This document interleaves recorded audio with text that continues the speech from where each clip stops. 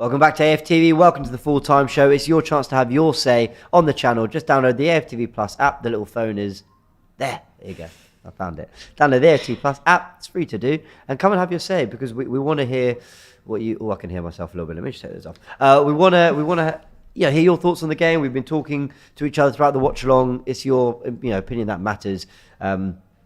On this show, and we want to get your reaction to everything as it's happening as well in this Tottenham-Liverpool game. At the moment, Tottenham on the attack, about 6 minutes in, just another big game. Tottenham-Liverpool at the Tottenham Hotspur Stadium. I'm struggling to speak, so I'm going to go with Nketiah. How are you? I'm good, thank you. I'm good, positive, but feeling good. It's always nice when Arsenal win, isn't it? It is, especially 4-0 so convincingly. Let me ask you, you say you're a very positive person. Mm-hmm. Tell me, did I overreact to the starting 11 when I saw Havertz and Eddie and I had my doubts?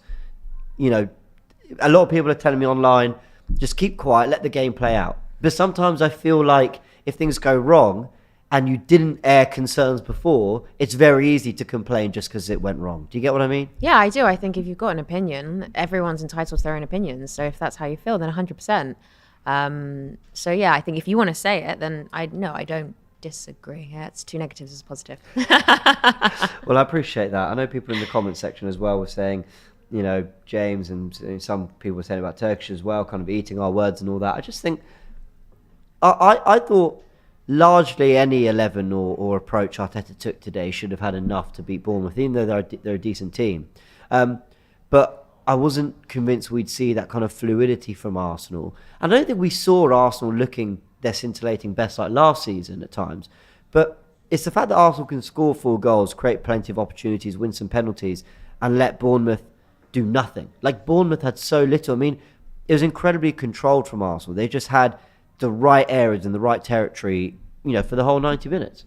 Yeah, I think I said it. It was just the very first 5 minutes where it seemed to be a lot. I know it was a lot in our defence, but it did seem to stay kind of towards that half where, Bournemouth could score. But obviously to see them, I think once we got that first goal, it was this kind of like it started to roll from then onwards. Yeah, it did. I think that first goal. What minute was it? I'm trying to remember. Was it like the 12th minute or something? No. It wasn't a little bit later. 17, you're spot on. It was the 17th minute. Bukayo Saka puts us 1-0 up, a player that I was critical of starting as well. So everything I was critical of proved, I was proven to look a bit stupid, which is fine. That's what we want. I think you're right. I think once that, in fact, I've got this wonderful app here that literally gives us stats sort of in between certain minutes. So if I just look at the first 17 minutes of football, Arsenal had 1 shot. Mm-hmm. So in the first 17 minutes, we weren't really doing much. I think that first shot was, I can't remember who it was. I do remember there was an effort early on in the game, but cool. We then get the goal. And then if we just take it to minute 34 and we look at the 17 minutes after, again, only the 1 shot. So the first 35 minutes, Arsenal weren't peppering Bournemouth, but at the same time, it never felt like the lights changing. Yeah, they did. It never felt like Bournemouth were doing anything either. I mean, look at these numbers as well. They had nothing in that game, and even though Arsenal were, again, not asking a million questions of Neto and the Bournemouth goal, we didn't need to because we were denying them anything.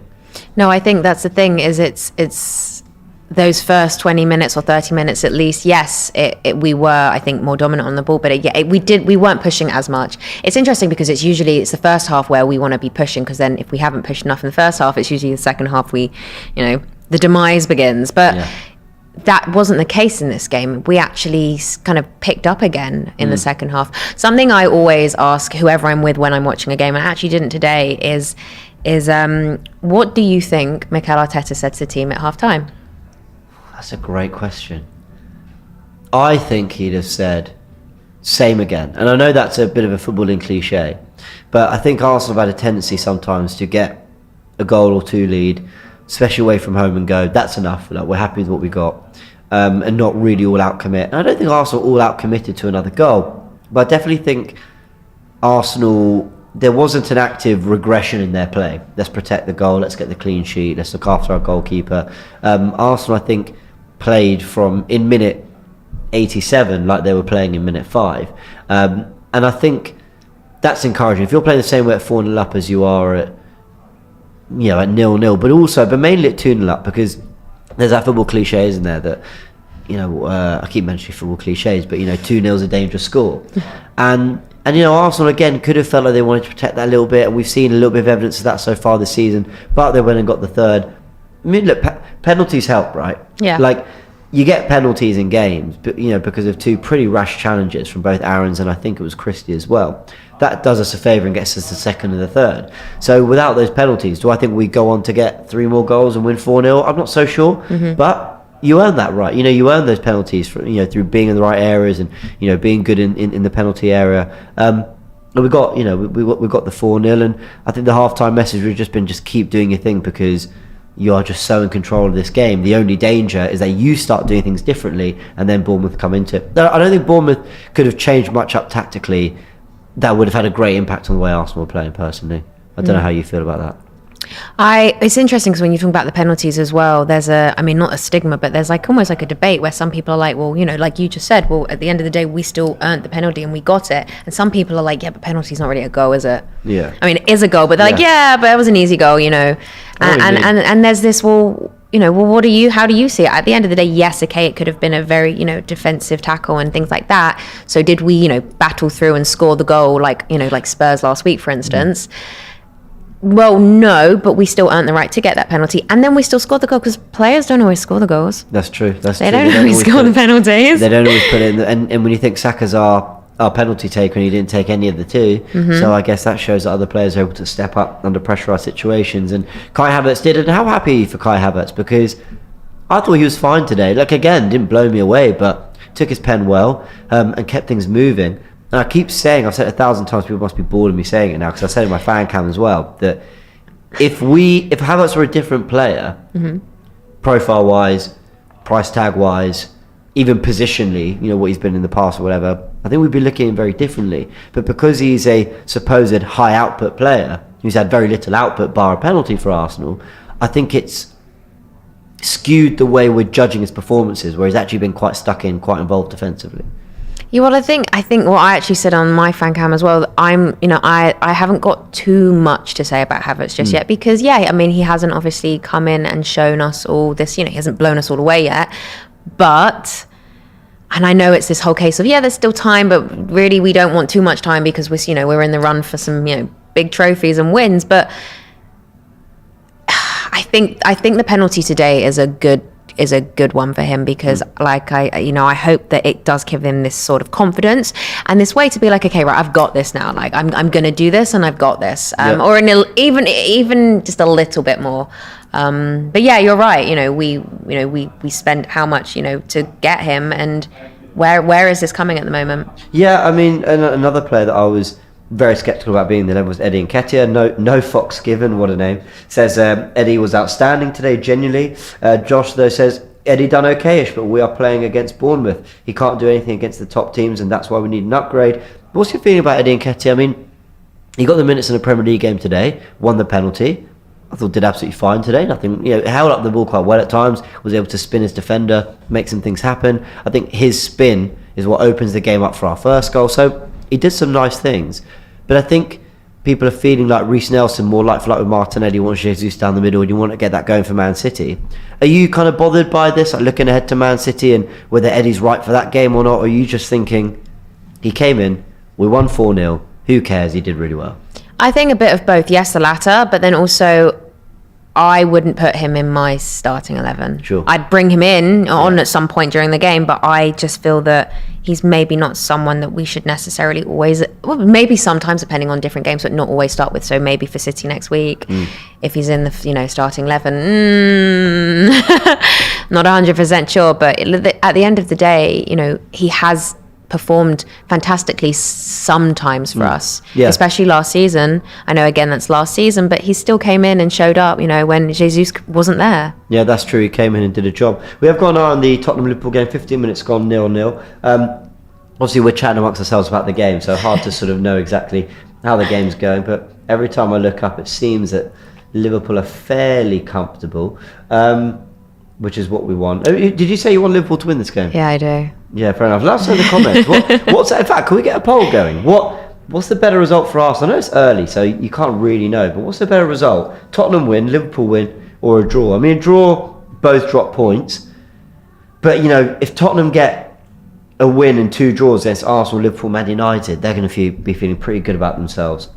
And I would love for Liverpool to kind of end that. But then if Liverpool win at Tottenham, where we couldn't beat them last week, and then they go 6 wins and a draw in their first 7, things start to look really good for Liverpool. So I think there's positives and negatives on either side. Luis Diaz has just given Romero an elbow. That looked a pretty painful. Yeah, it looks a painful one. So we'll be keeping you updated with all that. Get voting in the polls. People saying that they want to draw mainly. Although Aku says both to lose. That's what you said earlier with the banner, wasn't it? Yeah. Do you guys know the meme I mean? Where they're like, I think someone came to a match with a big cardboard whatever sign, and it basically just said, I just want both teams to lose. And it's sometimes it gets like that. A lot of people saying draw. Let's take some callers. We're going to have Frank and Turkish joining us a little bit later, but let's get your first calls in. Who's joining us to give their thoughts on the game? It is Javi, of course. How are you, Javi? I'm doing very well, James. So you got a new co-host today. Pleasure to meet you. Talia, meet Javi, meet Talia. Talia making her debut on the AFTV watch along today. Did a fan cam last week after Tottenham as well. Javi's always kind of joining us on full time and kind of really likes to explore the tactical side of the game as well. So we often talk about that. Contributed to Tactical Insight a few weeks ago with a little clip that we took from this full time show. Javi, I expressed concerns about Eddie and Havertz in the team, but Arteta's made me look stupid about them. What did you make of Arsenal today and their output, not output, but their contributions in particular? Well, James, to be fair, I don't think he made you look stupid. I think that a team that is supposedly favors for not only the Premier League but also Champions League, no matter who they put on the pitch, should be more than good enough to get the job done against Bournemouth. So I still believe that we would be a much more fluid and scintillating side if we had Jesus down the middle and Reece Nelson on the left. Not only is Reece Nelson dynamic and electric on the ball, but he's also not sloppy in possession either. He's actually a bit more protective and much more caring and picks his moments, unlike a Nicolas Pepe who can sometimes be way too erratic, as we saw in the past. So I don't think you're wrong. I think you're actually right. And against City, I'd like to see Jesus down the middle. But like I said, if you want to win big titles going away to Bournemouth, you should be able to get the job done, even if you and I are on that pitch and there's 9 other guys from that squad. So that's the minimum standard if you want to win trophies. I don't know. I feel I've backed my chances to really ruin it for the team, but who knows? Javi, help me understand something, because I'm actually doing Tactical Insight today. We're recording it today. It's coming out tomorrow, so that's a little exclusive for everyone on the channel. It normally comes out on a Monday. Bringing it out early, obviously, with Lons on Tuesday. We want to get that content to you guys. Help me understand Arsenal's defensive structure here, because whatever Arteta's changed, it doesn't even look that different to last season. Whatever he's changed, we look far less open. We are allowing teams so little near our goal. When they do get near our goal, we have so many men back. Is this just commitment to defending? Is it just better players? Is it just another year of maturity? Or has he actually changed something tactically? Because I feel like it has to be chalkboard stuff he's changed, in my opinion. I think he's much more worried about those half spaces. Like the amount of times I see people trying to attack through the middle or wingers cutting in, and I'm seeing 2-3 defenders put their body on the line to try to bring in those blocks. I think it's pretty impressive. But at the same time, I think we have to give so much credit to Declan Rice. Yeah. Because just not only is his work rate phenomenal, in defense, and his ability not only put in one tackle, but if he fails, to his recovery pace and flexibility and agility to just go again if he needs to put in another lunge is incredible. But also just how he's often sprinting when we're on the ball, trying to get himself into the right spaces to provide a passing option. I think he has really transformed us in that sense. Even though Partey, when he's playing, is phenomenal, he can be a bit too casual, and we see Declan Rice imposing himself much more physically on the game than we've seen from Partey in the past, and I think that speaks volumes. So I think that, and then with Saliba and Gabriel, who are already physical units themselves in the center of the pitch, you're just not seeing teams get a lot more down the middle.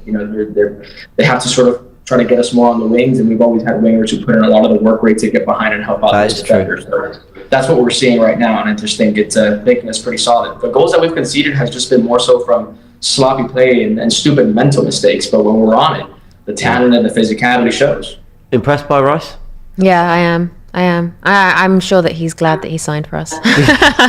He was, especially after City's defeat today. But anyway, who knows? I mean, City losing it, that win today feels so much better because of the City defeat. I can't help it. I know it shouldn't matter. It shouldn't matter. It should be, we won, we've done our thing, cool, whatever.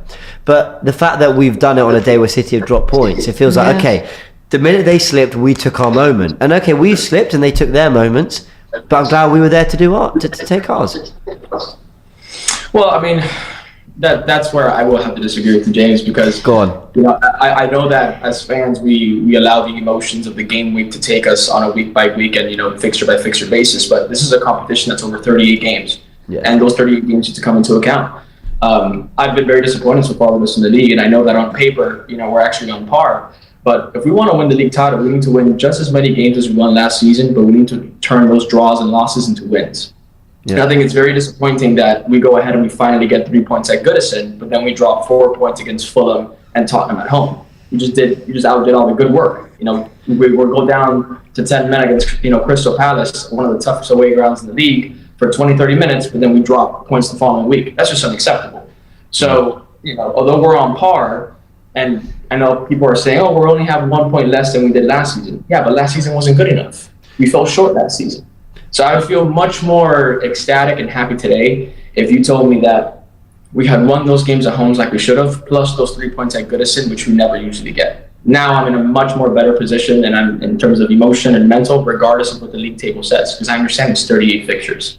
But still, City going away to Wolves is not a ground where you expect them to drop points, let alone all three. So I'll take it. I said Wolves would do a big result because I thought they played well against Liverpool and United, and they finally got it. Javi, I can't remember if I asked you this. Who's your tip to win the league? Manchester City, then Liverpool, then us, and then Tottenham, who's playing well. I put them fourth. Wow, cool. Well, we've both gone for Arsenal, so I'm sure you hope that we're right on this one, but. Yeah. I'm sure that you're right, but it's all right. Listen, we all need dreamers in this world, and you guys are definitely two of them, so I appreciate that. You guys are the one that make the world go round. I'll take it. Javi, always a pleasure, man. Likewise, James. Take care. It's a pleasure meeting you, love. Nice to meet you. For your contributions today. Thanks, Javi. Always a pleasure to chat to you. Let's get one more caller in, and then we're going to invite Frank to join us. Like I said, one of Turkish or Dan Pops will join us. Hey, how you doing? Hey, how are you guys? Right, so... is this Guna Down Under? I know we've met before. Am I right? Yeah. Perfect. This time I'm going to be holding my phone, so hopefully it's not spinning all over the place. Let's just pray. You're good. You're in a good position. How are you? Delighted. 4-0 win. Wolves have beaten Man City. Tottenham currently drawing with Liverpool, so someone's dropping points there. United have lost at home. It's a great Saturday, people. What a great Saturday. What a start to the weekend. Like, it couldn't have been better. Wait, is it Sunday there for you now? It's now like 4 a.m. Sunday. Solid. And I can't even say what a great Saturday.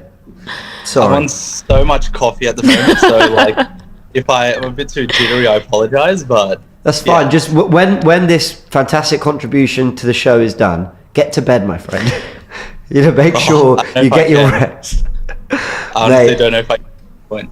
Fair enough. Like, yeah, what a performance. I think anytime we're away from home, especially if it's not like a sort of big six fixture, it's more comforting than if we are at home. And I think there needs to be like some real shouts now about Gabriel and Saliba being the best centre-back pairing in the league, to be honest. They just sort of have everything, like commanding, tall, physical, pacey, can make recovery tackles, put their body on the line. They just have absolutely everything. I have a question then. So why do you think that it's more comforting when we're away? I think we take less chances. So sort of similar to what James was maybe asking the last caller about what tactics are different. I think we're sort of trying more of that Guardiola ball retention. Don't take risks with the wingers. Like you see sort of Martinelli not taking people on as often, like passing back, just trying to wait for that one moment in the game. Yeah, I mean, I definitely think we're more controlled. I definitely think like everything is a bit more calculated than before. By the way, we'd love to get your reaction on this. I don't know if you've got the game on. Curtis Jones has just gone flying into Basuma, and I think is going to get a red card here for Liverpool. He's got the top of the... Red. He's got the top of the ball. I think he's going to give the red. Yeah, he's not giving the yellow. He's giving him the red card. Curtis Jones is off for Liverpool. And is that a third red card for them this season? Wow. Curtis Jones went in, got the top of the ball. Now, this is interesting, right? Ooh, he's high on the ball, but he has touched the ball. Have you got this on out of interest? I do. I'm sort of like half watching that, half watching the screen to make sure it's not going everywhere. But it does look like a red, to be fair. It looks a red to you? Turkish red card for you? Turkish just walked in. Is there a red? Studs up. Like, I think that's surely a red. Oh, you haven't seen it? Oh, fair enough. So he hasn't seen it. Let's put him on the spot. I'll put him on the spot. Frank, is that red for you? That's a red. It's a red for Frank Tyler for you? Yeah. Yeah? I think probably, but the fact he's nicked a bit of the ball, I think that might be a little harsh. But Liverpool down to 10 men against Tottenham. Oh, they're going to lap this up, aren't they, Tottenham? Personally, I wish it was a yellow, but, unfortunately not. Fair. All right, well, look, I'm going to say a massive thank you to Talia for joining us, who's been amazing on her first AFTV watch-along and starting 11 and on full-time. We're going to bring in Frank, and then Turkish will join us for 5 minutes as well. Talia, thanks for joining us. Thank you for having me. No problem at all. And lovely to meet you over in Australia. Thank you. Give us your thoughts on Kai Havertz as well, who... feel free to switch whenever, by the way, you're all good. Give us your thoughts on Kai Havertz today. Got a goal from the penalty spot. And yeah, he needed a confidence boosting moment, didn't he? And he got that. And the team put faith in him at 2-0 to go and get that third goal that would get the game done. Yeah, to be fair, I think I've maybe too positively been one of the people defending him slightly. I think, of our sort of left centre mid options, weirdly, he's been one that's been defensively pretty good for us. Defensively, he's been sound, I agree. I think when he sort of came from Chelsea, a lot of us were like, yeah, he can maybe add to our attack, but defensively, he's not going to be able to do what Xhaka did. But I think, he wins a lot of headers, especially in the box, clears them away, wins some duels. Yeah. Even that little, rough house, he gets a dirty foul here and there just to sort of stop a counter-attack. And so, that side I think has been good. I think just attacking-wise, he sort of just needs to find more moments. Yeah. That sort of last game against Brentford, he had that one sort of run where he picked up Jesus' space on the left and cut it back to Nelson. Yeah, that was good. And I think if he just sort of understand the system better, maybe he can find himself more in those sort of positions. But yeah, I don't think he's been too bad. Sort of like what you said, I think if it was another player from another team, people would be like, oh, look, he's getting into it, helping out defense. Yeah. And not sort of saying he's the worst player that's ever existed. Yeah. I just keep saying that if he were a different profile of player for a different price tag, we'd reflect differently on his performances.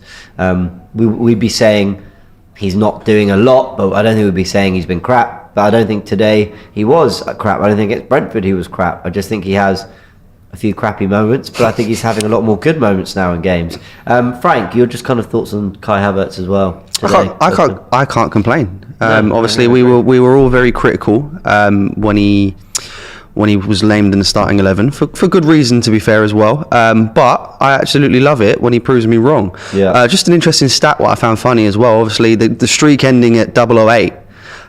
Chelsea fans have been the ones that have been getting onto him, but funny enough, Kai Havertz now has more goals than Chelsea in September. No way. Chelsea have not scored a single goal in September. In the league? In the league. Yes. But Kai Havertz has. There we go. So I thought I'd get that in. We'll take that. Final question quickly. Do you think we're going to win the league? Just a small if you asked me any other day, I'd probably say no, but right now, like I said, cough it up. Sure, of course we're going to win it. We're going to run away with it. Enjoy it. Yeah, I agree. Why not? Why not? Agreed. Listen, why not? Believe it's early on. Hey, Wolves have just done something we didn't think would happen. So who knows? We're probably believing today more than most other weeks. Always a pleasure to chat to you, man. You too. Likewise. Thanks, guys. Thank you so much. Right, next caller is ready. I'm going to leave him with Frank as Turkish joins us. Frank, enjoy the show. I only got to ask you one question, but I've got tactical insight to prepare. Try not to miss me too much, yeah? No, it's the Frank. It's a difficult question. The Frank has come back to FANZONE. Who's our next caller? I'll welcome them in. It's Dini! Of course, it's Dini. Dini, I'm leaving you in the capable hands of Frank and Turkish. Well, love you, my friend. In a bit. Take care.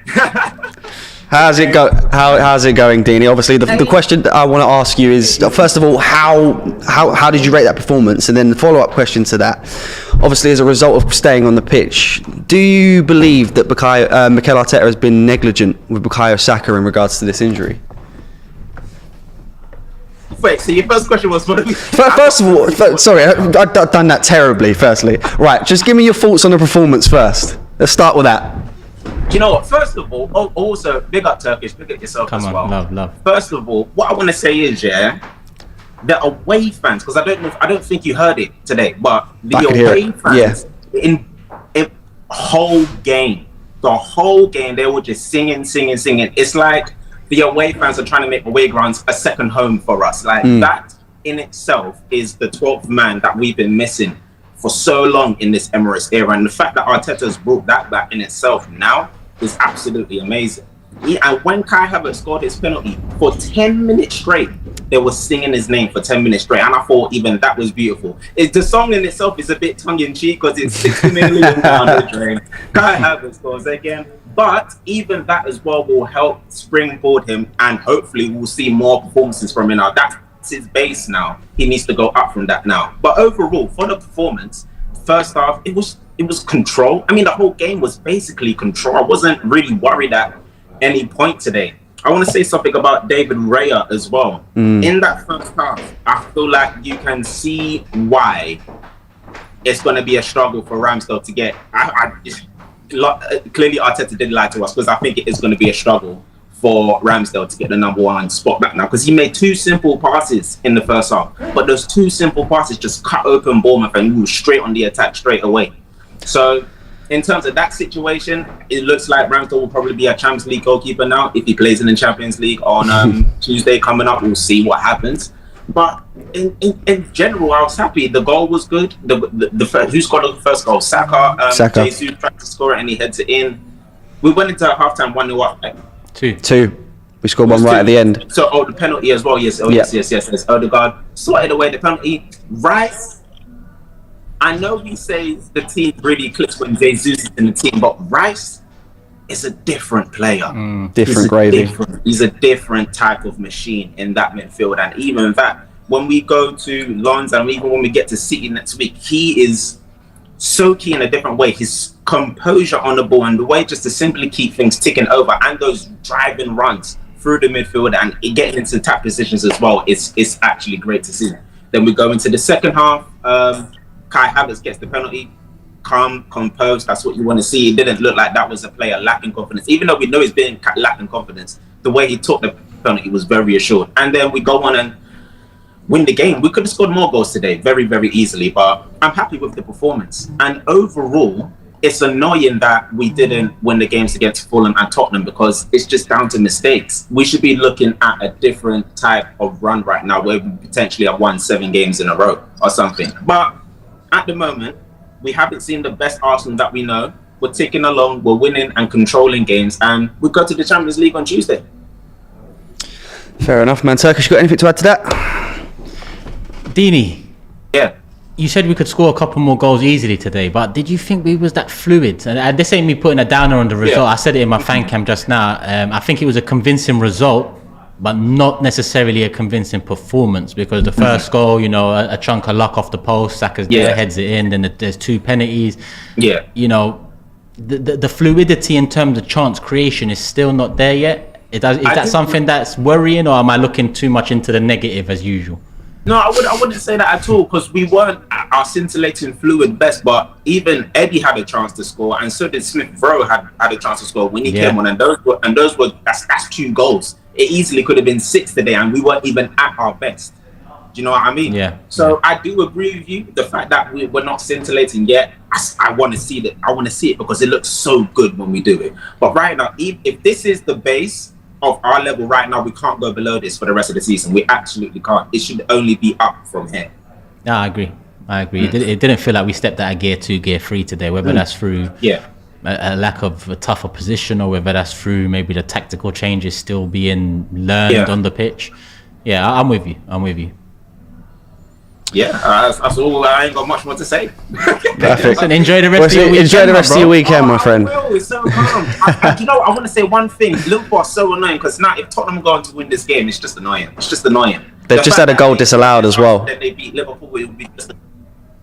One good thing about Tottenham is, you know, same with United. They've just scored. The higher they lift themselves up, the harder the fall is. The harder they. And we will be there. Spurs have scored, by the way, guys. We will be there. And I'll be there on Monday, Big Six. We will be there. We will be there. Spurs are 1-0 up, but yeah, we will be there Monday, Big Six. Don't worry, the game ain't over. Because somehow, I ain't going to say it. We'll see what the final whistle is. We'll see. Say no more. But anyway, boys. I love, bro. Enjoy. Thank you very much, Dini. Yeah. Very much, Dini.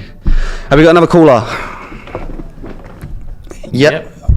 Hello, how's it going, man? How you doing, people? How you doing? What are you saying, man? Thoughts on the game? I gotta say we were good today. I felt we were good today. I felt like when it comes to away from home, we're so solid defensively. We had things under control. There's a certain calmness. First of all, David Raya. Every time Bournemouth try to get in or get crosses in, he provides a certain calmness to our back four. A few passes in the first half, he makes things so simple. Declan Rice again. I've lost for words to describe this guy. He's been immense. He offers that physicality, that leadership, everything immense. And as Turkish said, we could have scored more than 4. Like, I think Smith Rowe had a chance. I think Eddie had a couple of chances. I think where I do agree with Turkish as well is that we're not quite at our fluid best yet. I think at the moment we're just ticking along and getting the results. However, everything went for us today, and everything was under control. The defense were immense. Shevchenko again was brilliant at times. Going forward, though, that City game is massive. It's massive. We've not beaten them for a long time. And I'm just, I think we've not beaten them since, is it 2015 or something? In the league, I think. In the league, 2015, but then there was the FA Cup semi-final. I think that was 3 years ago. But it's been a long time in the league. Just out of interest, obviously, you mentioned that we're not at our typical best at the moment. I think one thing that's safe to say is I personally think we've been a lot better away from home this season. Why do you think that could be? I think it's because maybe Arteta's probably more aware, trying to stop the runners and wingers that keep coming easily to our 18 or 6 yard box. Maybe we're more reserved away from home. Maybe we're more focused away from home. There's less pressure on us. But when it comes to at home, you're the home team. There's more pressure on it. I think there's a certain confidence, I guess. Or maybe Arteta's trying to find a way to just cut out those easy balls that the attackers are trying to do, really. I think when it comes to when we are at home, we just the sloppiness, man. I don't even want to start on that Tottenham game because I think going forward, when it comes to when we are at home, we've got to cut out the mistakes. We've got to cut out the mistakes and be clinical as well. It's as simple as that. Against any team, including City as well. Absolutely, and obviously we've played fantastically today. How confident are you feeling ahead of this Manchester City game? Obviously, we've got Lons in the Champions League first, but how confident are you feeling ahead of these next two games? Sorry. In terms of the Lons game, we should be beating them comfortably, but we cannot afford to be complacent in that. We should beat them with the team that we've got. I expect comfortable win, as far as I'm concerned. In terms of the City game, well, City lost today, didn't they? And they did. We've won, and the gap is down to 1 point. So we got to be clinical against them. But 2, we cannot afford to be complacent against them either. Even though they're the champions, we got to be on our game and cut out the mistakes. How important is Saka for that one then? Because we've seen Saka come off injured today. I was a bit worried about that. How much does your confidence in that game dwindle if Saka's not available? If Saka's not there, it would be a blow. It would be a blow because he's probably, in my opinion, one of our best players, one of our star players. He's our star boy. The quality he offers, the trickery he offers, the goals he provides, everything. I feel like we do have enough cover, but it's not going to be the same without him. You know what I mean? In terms of that City game, it's massive. I think Rodri's missing for City. Yeah, that's correct. a big blow for them. That's a big blow for them because again today they've lost without Rodri because they're not solid without him. And I tell you what, I think Arsenal got a chance in this one. I really do. If we're on it and cut up the mistakes, we've got a chance. We really got a chance. I'm not even joking. That's the problem against City. We've got to improve offensively and defensively to beat them because we haven't really shown one or the other. Aside from that one last year in January when, I think it was a Xhaka penalty. Was it the FA Cup match? No. That was January this year. Oh, January right, okay. last year where it was we were 1-0 up. I think. Oh, right, okay. Yeah. Red card. Yeah, Xhaka and then they won it in the last penalty. minute. Right, okay. Aside from that one, that was the only tight one for a long time. Like last season, home and away, they dispatched of us pretty easily in the end. I think Saka's definitely important, but overall, without De Bruyne, without Rodri, even without Saka, we've still got to make it a game. We've still got to be competitive. We've still got to, take it to them. Exactly, to take it to them. Don't hand it to them on the plate. Make it difficult for them. Give them a nightmare. I heard rumours that Declan Rice and there's other players. I think Martinelli are fully fit apparently for that City game. If they get all of those bodies back, and Rice should be fit surely, then we've got a chance against them. Not only a chance against them, I feel that we can beat them if we are on our game and cut up for sloppy mistakes. Remember the sloppy mistakes we made against Fulham at home. Saka's back pass was shocking. The mistakes we made against Tottenham at home. We got to cut out the mistakes at home. Yeah. Big time. And 2, we got to be clinical.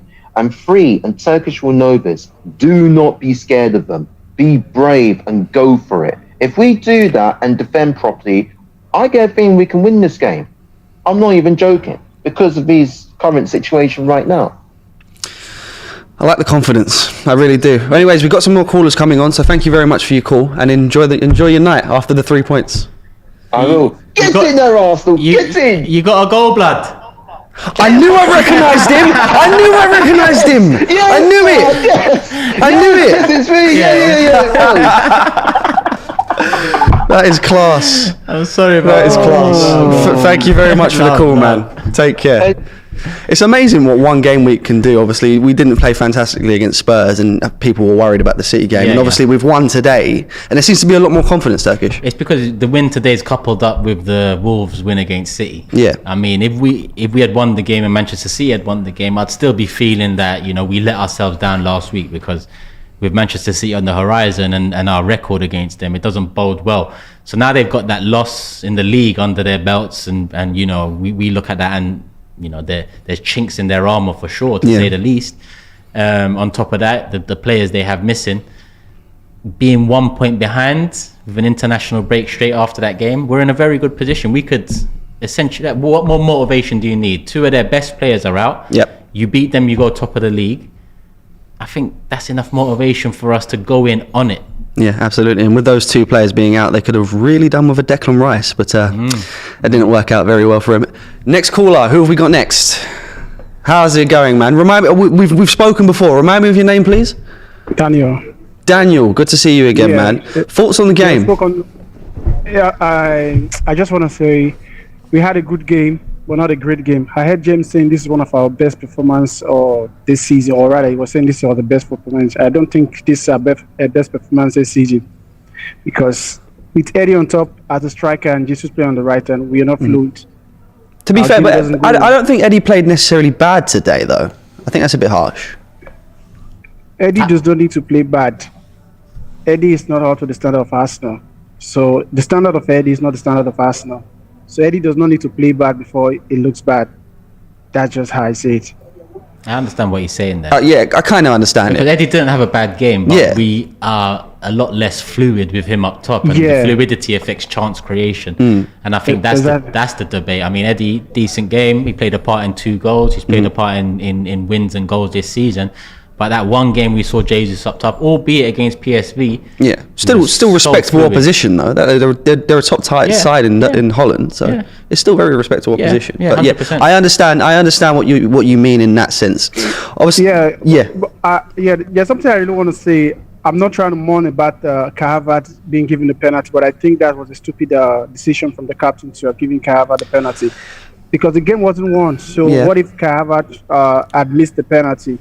You just on that, you say that obviously, but he's got I don't know if you've seen it or not, he's got a very good penalty record. I think that was his 19th penalty that he's taken in his career and the 18th that he scored. So I don't necessarily think it's the worst decision to give him a penalty considering his record. No, do you remember in 2010, if I'm not mistaken, Chelsea were playing against Wigan. They had a penalty and Drogba wanted to take the penalty because he was going for the Golden Boot that season. Lampard took the penalty from him and scored. Why? Because the team is important than giving one player a good feeling or giving a player to win the Golden Boot. If Havertz has missed that penalty, I believe Bournemouth can score at any time and the game becomes dicey for us. So I don't think Arsenal is a charity team where you give a player to score a penalty to start feeling good. It wasn't the right decision. In my opinion, that wasn't the right decision to have given Havertz. I do understand it. I just think it's different. If it's a different context in this situation, because he is actually a decent penalty taker. Obviously, he's not our number one penalty taker, but I kind of understand it in that sense. What do you think? No, you're both right. Yeah, I agree more so with Daniel in terms of that penalty could be a break, but it can't be a make, if that makes sense. Because you score it doesn't necessarily improve your confidence. You don't necessarily kick on from it, and it's just a penalty you scored because you was given it. But if he misses that penalty, and this is all, we're talking in hindsight, he scored it. If he misses that penalty on top of the start he had at Arsenal, it could be the nail in final nail in the coffin. A very early coffin. No, I understand the risk there, but he scored it. We won 4-0. We move, and hopefully it does aid his confidence or whatever it is that's been hampering him since he's joined Arsenal. Yeah, the last thing I want to say is I think Martin Odegaard is the designated penalty taker for the away games and Saka for the home games. If you kind of look at it, he took the penalty against Crystal Palace, and the two penalties we have had at home, I think Bukayo Saka did. That's a good take there. I didn't notice that, to be fair. Do you think that might be the situation? Do you think that might be a situation regarding the pressure? Obviously, Bukayo Saka's got an interesting history with penalties. Away crowds tend to get onto him because of that. So do you think that could be a factor in that? I don't know. I mean, I think he scored pressure penalties as well. Saka. Those pressure penalties were taken at home. What, last season as well? Against West Ham, away from home, he lost the penalty. Yeah. No, I remember that. But he scored a few penalties last year. I don't think they was all. Liverpool, that's a big one. Liverpool was at home. Liverpool was at home. Was at home. Yeah. So was at home. Yeah, I think I can see what you mean there. So that's an interesting point, though. To be fair, fair enough. Inverted penalty kicks. Away and home inverted penalty takers. That's the next process. Sorry, that's got me. That's really got me. Hey, Daniel, love my bro, man. Come on. Thanks, bro. Thanks, man. Take care, man. Turkish, you didn't need to do that. Have we got another caller? Hi, how are you? Yes. How's it going, man? Good. Good win today. Yeah. Definitely. Sorry. A lot better than last week. Yeah, I heard the joke, Turkish. I heard the joke. Who knows if it's a joke? I don't know where football's going. I don't know. We're rotating keepers. We're inverting penalty kicks. Who knows, Your joke reminded me of a picture I saw on Instagram where Arteta is with his wife and another girl. And inverted wife. Inverted wife.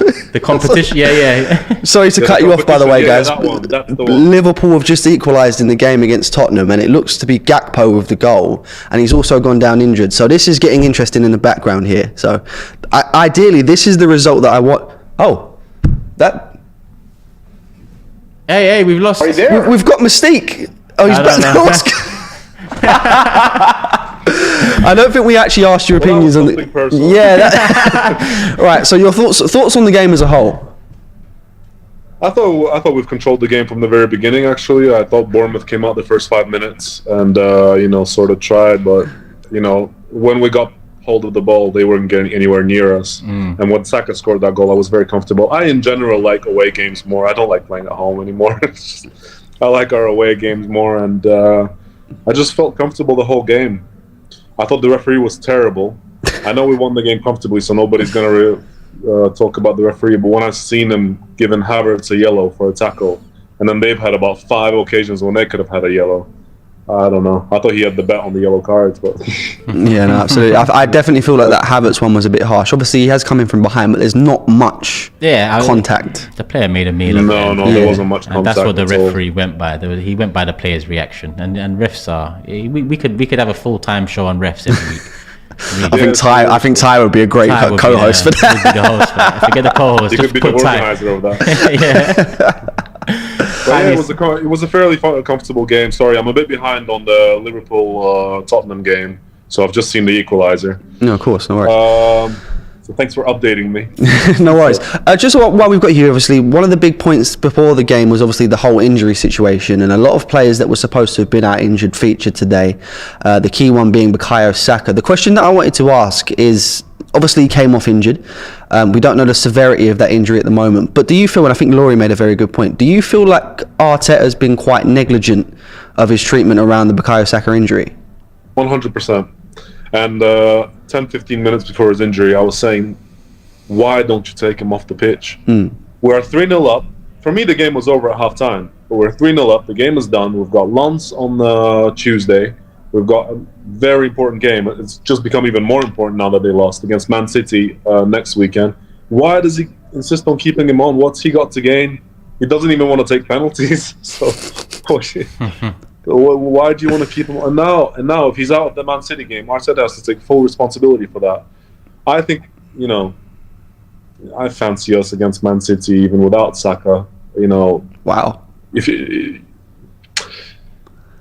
It will be a hard game, but it's not like because Bukayo Saka is off that I'm riding us off. But with him, we're much stronger. So I don't know. I'm very frustrated with Arteta recently. I don't know. He just insists on playing Kai Havertz. I don't want to talk about Kai Havertz too much. I know he scored a penalty today, but I just think we're so much more fluid with Fabio Vieira playing. So much more fluid. The ball is moving different. There's no slowing down in the game. He's working extremely hard. I know Kai Havertz is working extremely hard as well. It's just like, we've paid 65 million for him, so he has to start. That's the feeling I get in my head. I don't know. I'm big. I love Mikel Arteta, but it's just some of the decision making.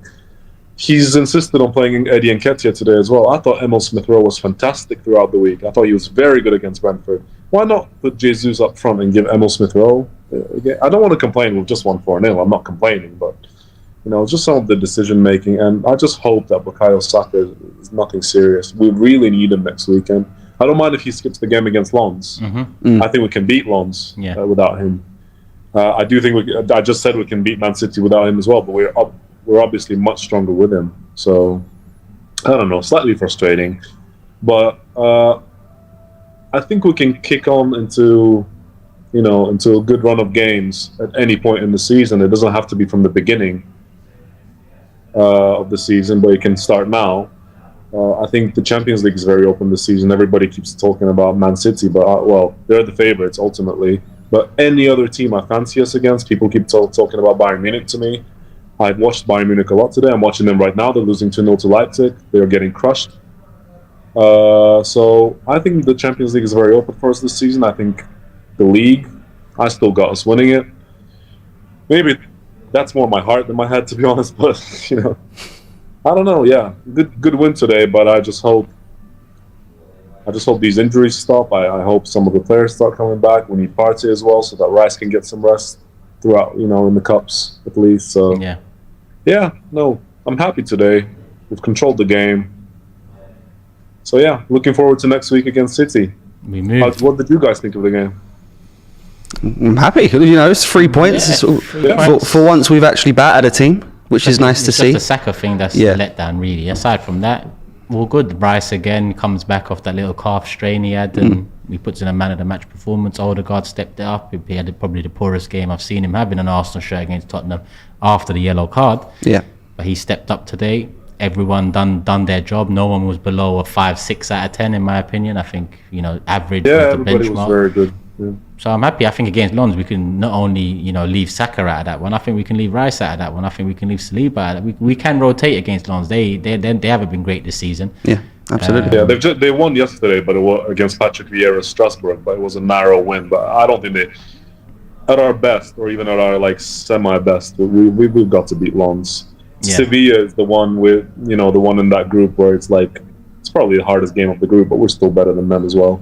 Yeah, I was a bit surprised when Ben White scored. They were checking VAR for some reason. I was thinking about it. Even there, you have to check VAR. It's just like, but I thought it was a good game, and I thought it was a mirror performance of our season, of our win against them last season, where we finished them in the first half. Yeah. Absolutely. So, no. Well, okay. Well, anyways, thank you for giving your opinion. We've got a few more callers to come on, so it's been nice to speak to you. Nice to speak to you. Okay. So who we got next? I know we had a little glitch in the matrix there, but we've got Michael back. Michael, how's it going, Michael? Trying to jump in the queue? Yeah, feeling good. I want to talk about the offensive benefits of Saliba and Gabriel. That, like, when Bournemouth had possession, I felt like we were parking the bus with only 4 or 5 players. And it means that Odegaard and Havertz don't really have any defensive responsibilities because we're confident that nothing bad is going to happen if the other team gets possession. And, I mean, Saliba and Gabriel each put in recovery tackles, which easily could have been goals if they had gotten it wrong, or penalties. And the fact that they're able to do that means that, like, we don't have to pull back as far when the other team has possession. And it means that when we go forward, we overrun them in the midfield because nobody in our midfield has to worry about covering for the defense. Absolutely, I can see what you mean. Obviously, we've won today. Obviously, we've got 2 very, very big games coming up. Obviously, another one in the Champions League. It feels so nice to say Champions League. I found myself saying Thursday a lot accidentally because I got so used to it. But it's Tuesdays and Wednesdays now. Obviously, we've got the game against Lens first on Tuesday. As it's Champions League, you wouldn't necessarily like to see too much of a rotated squad because we still need to go strong. But with that big game against City coming up, how do you feel we line up against Lens? I don't want to see Saka playing. I don't think we've got a choice for that one. I don't know. No, I think we can rotate. I think there are players that are on the bench now that I would prefer to see starting anyway, like ESR. Absolutely. So I mean, Champions League is an ideal opportunity to do that. One thing I've been struggling with is my complete horror at the ugliness of our away jerseys. I mean, it makes us look like radioactive zebras. Did you mention this last week as well? Yes, I did. And I still feel passionately about it. But I begin to realize, like, we haven't even conceded a goal, much less dropped any points in those jerseys. And I now think that there's a kind of Medusa effect, that we are so ugly and so hideous that the opposing team can't even look at us. It takes the attention away from the goal. Exactly. So I know you got other people. How, with a sportful malice it was followed, may rather pluck on laughter than revenge, if that the injuries be justly weighed. Come on, you guys. Thank you very much, Michael. Love a little bit of Shakespeare to round things off. Take care of yourself, mate. Take care, Michael. Have we got another caller or one more? How are we going to do this? Yeah, we do. How's it going, man? How's it going? What's your name? How about you guys? What's your name? Geronimo, yes. You've been on before. Big up from Colombia. Yeah. Obviously, from the UK. Soon. Are you coming to the UK? Are you coming to watch an Arsenal game? No, I'm going to move there. Yeah. You're moving to the UK? Yeah. Even closer to the action. Yeah. That's what we like to see. Geronimo, thoughts on the game? I think, like Turkish said, it's a good result. We're lacking fluidity, and I mean, Frank is going to say I have like an agenda or something, but Nketiah didn't play wrong, but didn't play bad. He played well, but he's just not at that level. I see it like Rob Holding. Rob Holding isn't a bad defender. He's just not at our level. I get it. I get it. But obviously, I think it's important to give credit where credit's due anyways. I think he did play well today, especially because I think the way they had it lined up. I remember back in the day where you had the Aubameyang and Lacazette, and obviously one would start in the middle, one would start on the left. They'd rotate between each other depending on the scenario. And I think we saw a lot of that today instead of just Jesus out on that left-hand side. That was the improvement made tactically on the Tottenham game.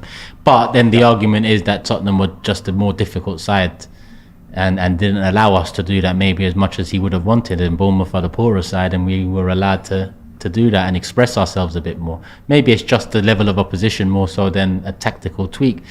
All in all, I'm with you. I think, we said it earlier, Eddie had a good game, but the limitations to good to with his Eddie, game, to the level of good with Jesus or good with other strikers we might want on the market in January. Absolutely. I can see what you mean there. Obviously, he was one of the people that we had questions about being in the starting 11. The other one, of course, was the man Kai Havertz. Streak's over. He's got his goal. How do you think he played today? I mean, a correct game. Like not too much, not bad, not wow. It's really nice to see him score. It's really nice that the team gave him the penalty. Then they all celebrated. It shows unity. It shows that they're a family. That it's more than egos. It's helping others grow and feel more comfortable with each passing game. And I think it was really nice that they gave him a penalty.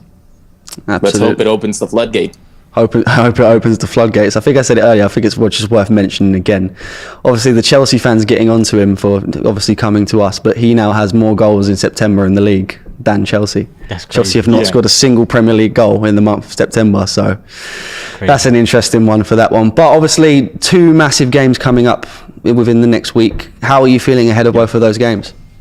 I'm feeling good. I mean, City showed us today they have an underbelly that people can attack. And I'm sure Arteta's going to watch that game 50 times during the week to try and exploit that underbelly that City have.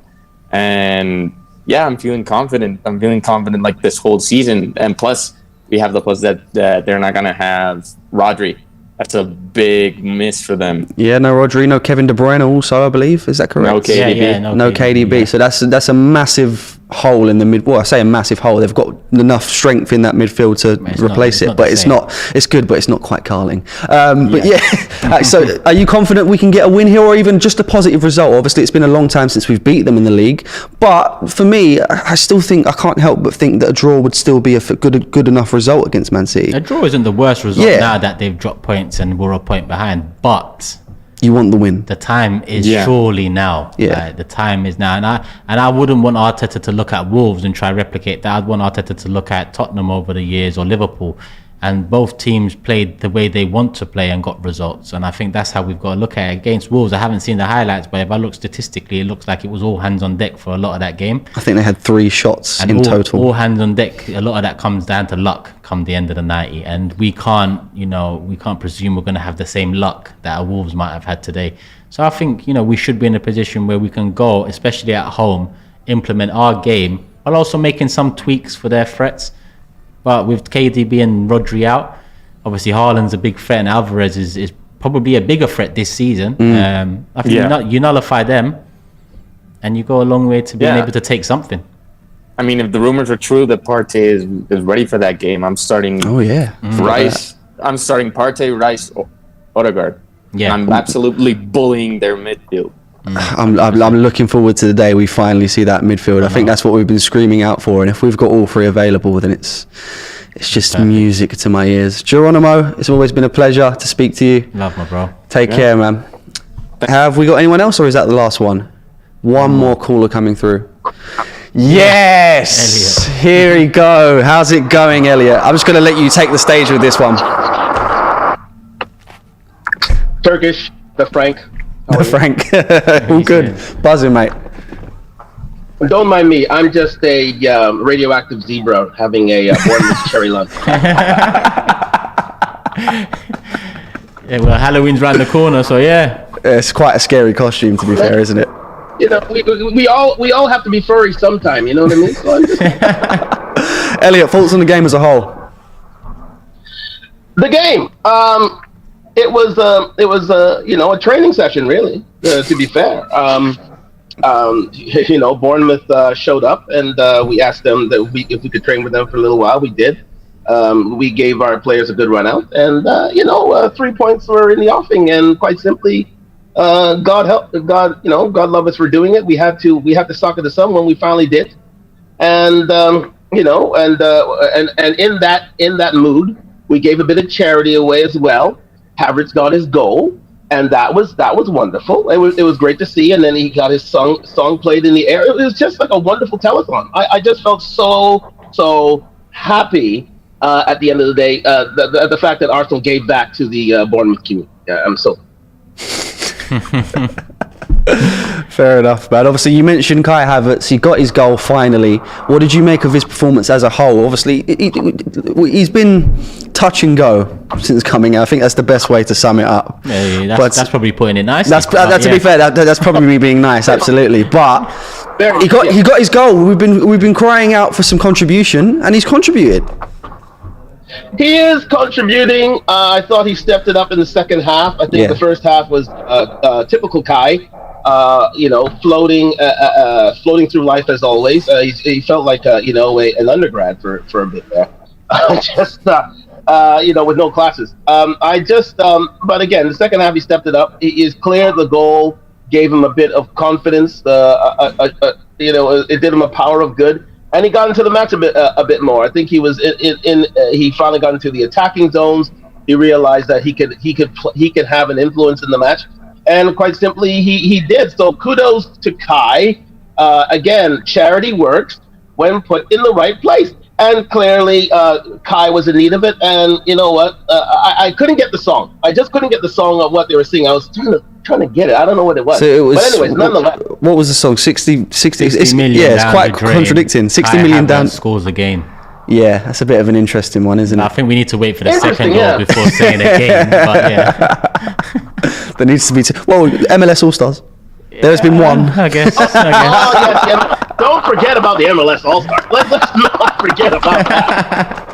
Let's not turn away from the MLS All-Star match. I mean, listen. Hey, well, let's go all in and we'll add Barcelona. There's been three. Let's add that one in. Yes, that's right. There has been yes, it is scores again. We've got it right.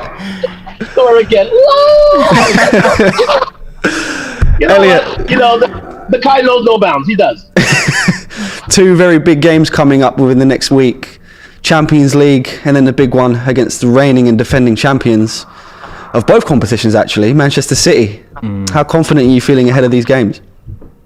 Well, I'm confident enough to know that we do not have to play our biggest players against the correct pronunciation. Everybody's saying Lons. It's Lons. Okay, I'm French Canadian, so again. Fair enough. I can't argue with you. Yeah. With that, Long. So with that, just think long, just cut off the G, and you got long. There you go. So you're good to go. Anyway, so with that, I think a guy like a Bukayo Saka, a man like Declan Rice, a guy like Saliba, they can all have nights off on that match, because I consider it akin to the Reading match, if you ask me. I think if we have I would think a stronger lineup than that, because it is Champions League, so we have to respect the competition. But I think if your major players don't necessarily have to play in that match. They could be on the bench, but they don't necessarily have to play in that match. A guy like Saka, a guy like Odegaard, a guy like Saliba doesn't necessarily have to play there unless we're in dire straits, and then we can always substitute them in. So with that, I am totally confident about Lyon. Now, in terms of Man City, it's time.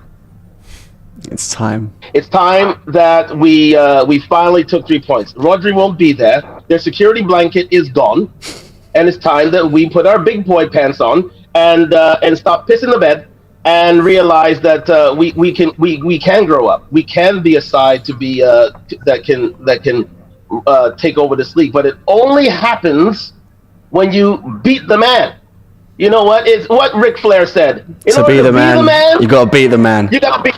Woo! I obviously said that after, but that's right. In order to beat the man, you gotta beat the man. Woo! That sort of thing. So I say to everybody out there, this is our time. Again, Wolverhampton, God love them, showed us the way, as Turkish so eloquently said earlier, and it's up to us to take it upon ourselves and realize we're at the Emirates. We got the home crowd behind us. There's no Rodri. I don't know. Is De Bruyne back? No, he's out till next year. Out as well. He's out till next.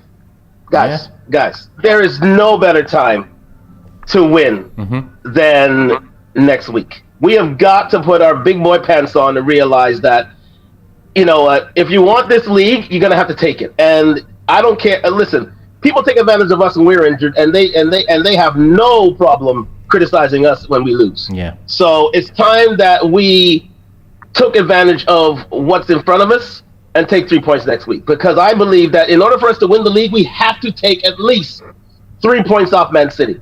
There's no doubt about that. Absolutely. There's no two ways about that. We can't just gift them 3 points and say, oh, no, we're going to win the league at the end of the day. No, we're not. We're not. We're going to have to... Yeah, and no better place than at home. No better time than without De Bruyne and without Rodri. And you know what? Especially when they're on a down right now. I don't know how they're going to feel in the middle of the week. I don't know how Pep is going to, reclamate the project afterwards. But I say now is the time for us to, take advantage of the situation and take 3 points from these guys. We need to get to the top of the league, guys. Seriously, we've been given a gift this week. Yeah. I just had Bournemouth cherries. I just saw Wolverhampton lose for Christ's sake. I just saw Liverpool down to 10 men. It's kismet. The stars are aligning for us, guys. It's serendipity, for Christ's sake. Let's do this. It's about time. It's time. It's about bloody time. Even with Havertz in the lineup. Elliot, it's always a pleasure to speak to you. Once again, it's been a pleasure today. Take care, Elliot. Cheers, guys. Take care. Take care. Okay, is that everyone now? We all good? I think he said that was the last one. Yeah, that was the last one. Turkish, just to wrap things up, obviously, I don't want to think too far ahead, but obviously it's a major thing that's coming up. We've got the Champions League, then the Man City game. How much of a statement would it be if we can go on and beat Manchester City? Massive. There's a lot of question marks on whether last season was a fluke or last season was because other teams weren't at the expected level. This season we've started the season great in one sense, and that's results on the board. Performances, there's question marks around that even from me, but if we're getting results and the performances are not matching up, then it can swing one way. I've kind of said it can swing the other way, where the results catch up to the poorer performances or the lack of chances created, or it can swing the other way and the performances rise and our base is still producing wins and draws at the very worst. So a win over Manchester City puts us above them heading into the next international break. It removes that dark cloud over the fixtures with them, similar to the win against Liverpool last year and what that did for us. And I'm with Elliot. I think if we want to win the Premier League title this year, we need to take points off Manchester City, and I think 3 would be the bare minimum. Really, you'd ideally like to be getting 4 to 6. Yeah, it's kind of what you need. Baby steps. Let's take 3 first. Baby steps, absolutely. Well, that's it from myself and Turkish. Obviously, that's it for the day. The fan cams are on their way as we speak. This has been it from the Fan Zone. I believe we've got Tactical Insight tomorrow from James. Yep. And that will wrap up the Bournemouth game. But anyway, guys, thank you very much for tuning in. And we will see you guys soon.